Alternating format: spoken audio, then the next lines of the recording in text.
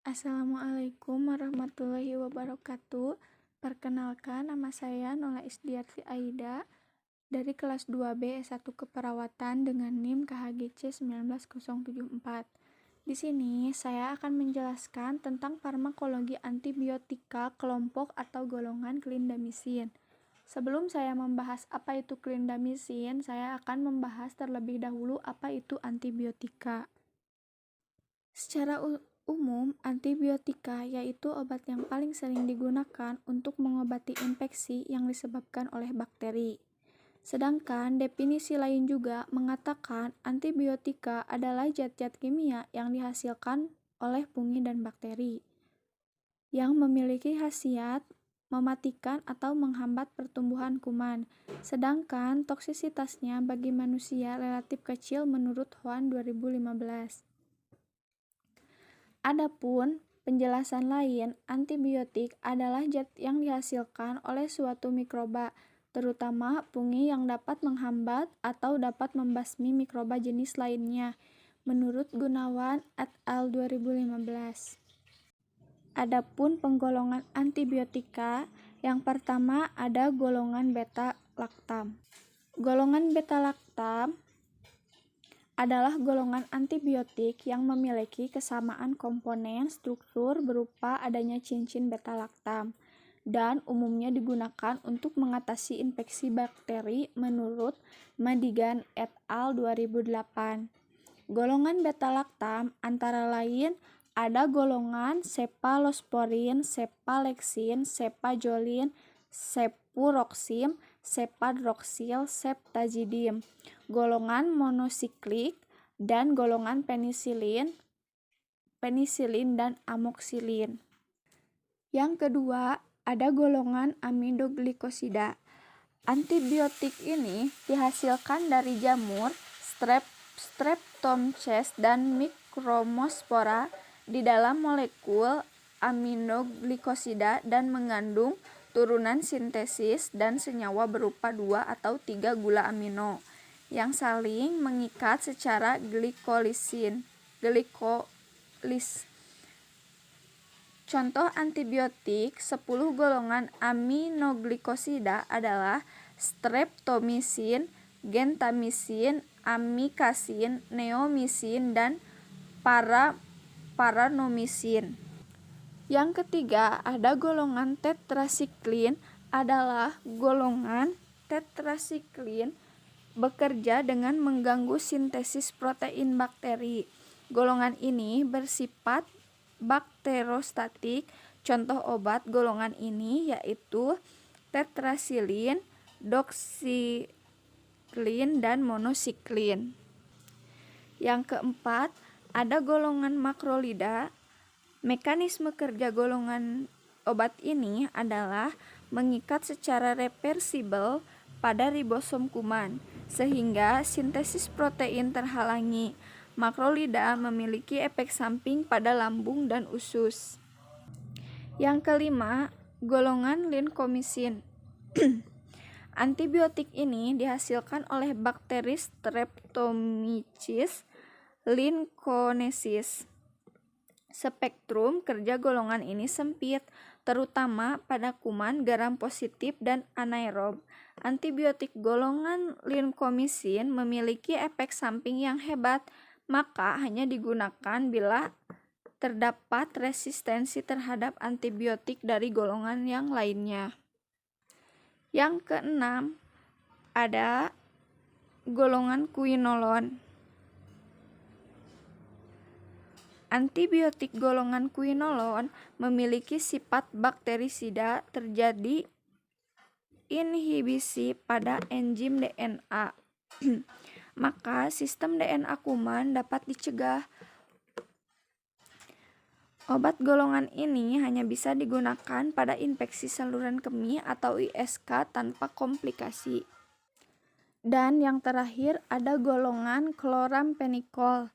Obat ini memiliki sifat bakteriostatis dan berspektrum luas. Mekanisme kerja antibiotik ini dengan melakukan peringatan sintesis polipeptida pada kuman. Nah, sekarang kita masuk ke clindamycin. Apa sih itu clindamycin? Clindamycin adalah antibiotik golongan makrolida yang dikembangkan pada tahun 1966. Antibiotik ini digunakan untuk menangani infeksi yang disebabkan oleh bakteri anaerob golongan Streptococcus, golongan Staphylococcus, golongan Pneumococcus, serta Protozoa. Adapun pengertian lain dari clindamycin adalah obat antibiotik generik yang digunakan untuk mengobati infeksi bakteri anaerob yang parah. Clindamycin bekerja dengan cara menghentikan pertumbuhan bakteri. Clindamycin merupakan golongan obat keras, sehingga dosis penggunaannya perlu dikonsultasikan terlebih dahulu pada dokter. Di bawah ini terdapat 3 gambar produk clindamycin. Yang pertama, obat clindamycin berbentuk kapsul, yang kedua berbentuk sirup, dan yang ketiga berbentuk salep. Keterangan dari produk clindamycin. Golongan adalah golongan obat keras, kelas terapi antibiotik, kandungan clindamycin 150 mg, clindamycin 300 mg. Berbentuk kapsul, satuan perjualannya strip, kemasannya strip 10 kapsul, farmasinya Deka Medica, Indofarma, Nopel Pharmaceutical Lab, Sanbe Pharma, Harsen, Mepropam, Graha Pharma, Rama Emerald, Multi Sukses, dan lain-lainnya. Merek dagang yang beredar di Indonesia adalah Anerosid, Klinjos, Klinum, Klinoma, Klinek, Klinidak, Probiotin, Dasin, Prolich, dan Damsin. Adapun farmakodinamik, clindamycin bekerja dengan cara mencegah sistensi protein pada bakteri. Sintesis ini dihambat melalui ikatan terhadap subunit ribosom 50S dan 23S. Dengan demikian, ikatan peptida tidak dapat terbentuk dan bakteri gagal menghasilkan protein yang dibutuhkan. Clindamycin dapat berperan bakteriostatik maupun bakterisidal, tergantung dari organisme yang dilawan, lokasi infeksi, dan konsentrasi obat yang diberikan. Selain itu, clindamycin juga dapat menghambat produksi toksin yang dihasilkan oleh Streptococcus grup A dan Staphylococcus aureus. Berikut adalah contoh bakteri yang sensitif terhadap clindamycin. Formulasi dari clindamycin di Indonesia adalah dalam bentuk kapsul, gel, krim, dan cairan obat luar. Selain itu, clindamycin juga dijual dalam bentuk kombinasi dengan benzoyl peroksida dan tretinoin. Indikasi dan kontraindikasi.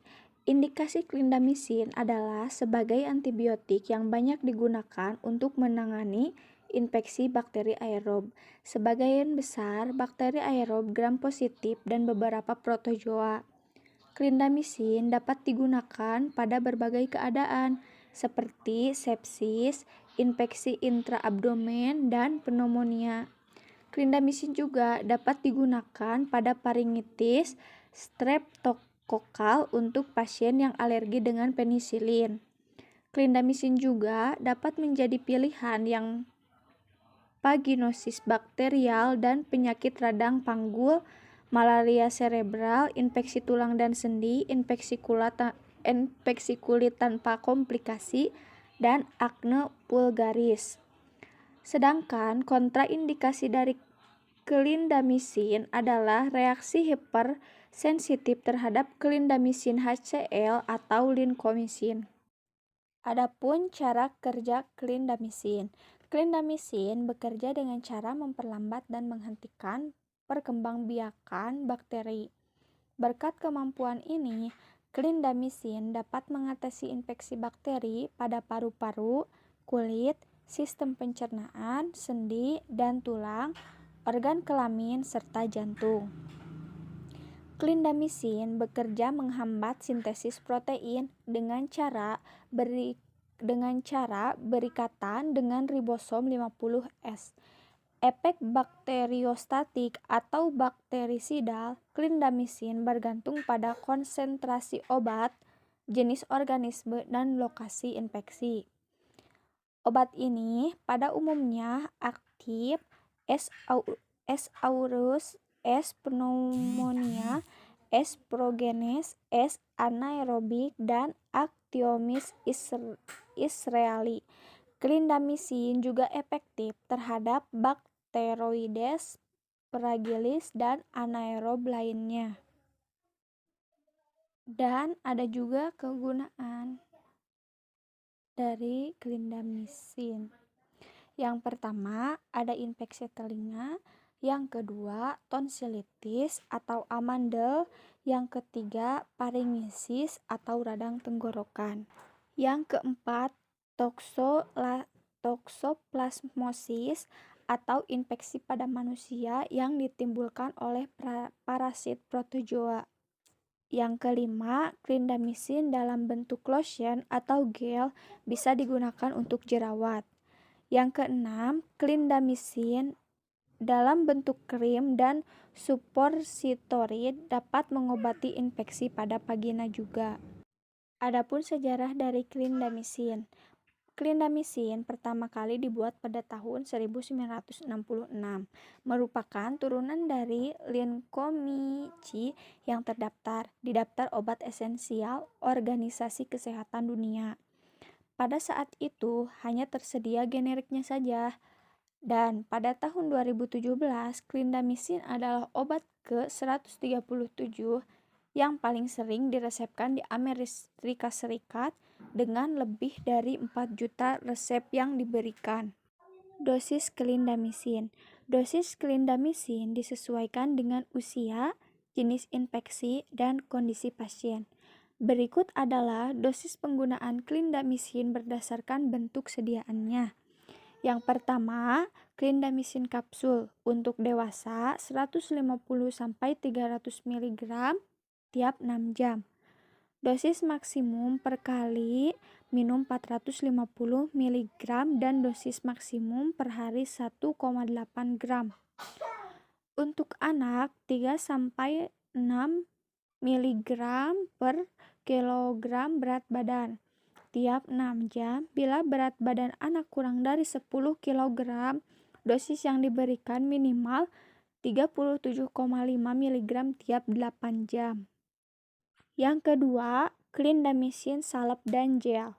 Clindamycin salep dan gel cukup dioleskan sedikit pada area yang terinfeksi, misalnya pada bintik jerawat. Obat ini biasanya dioleskan 1-2 kali sehari atau sesuai rekomendasi atau instruksi dari dokter. Yang ketiga, clindamycin melalui suntikan untuk dewasa dibagi menjadi 3. Yang pertama, infeksi serius 600-1200 mg melalui infus atau suntikan per hari. Dosis terbagi menjadi 2-4 sama rata. Yang kedua, infeksi parah 1200-2700 mg melalui infus atau suntikan per hari. Dosis terbagi menjadi 2-4 sama rata. Yang ketiga, infeksi lebih parah sampai 4800 mg melalui infus per hari. Yang keempat, clindamycin melalui injeksi atau suntik untuk anak-anak. Dibagi menjadi 2 dari usia 0-1 bulan, 15-20 mg per kilogram melalui suntikan infus per hari. Dosis terbagi menjadi 3-4 sama rata.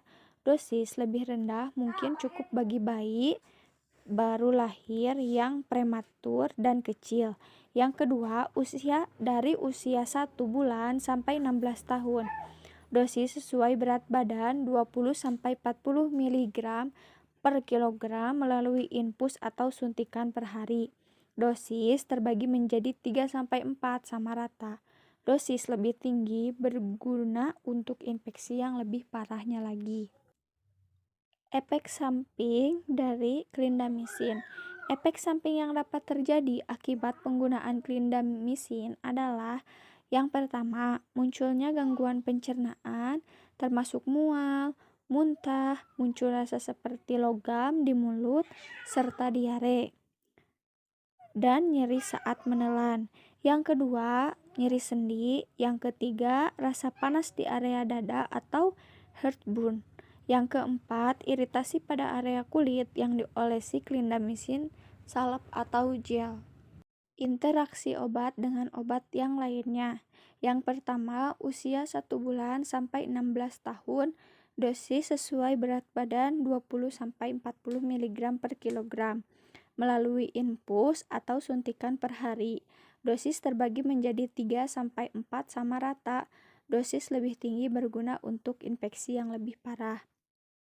Yang kedua, penurunan efektivitas clindamycin bila digunakan bersama obat TBC rimpamycin. Yang ketiga, penurunan efektivitas clindamycin dan erythromycin bila digunakan bersamaan. Yang keempat, peningkatan efek samping atracurium, cyclosporin, dan pecuronium. Yang kelima, penurunan efektivitas pil KB, terutama yang mengandung estradiol.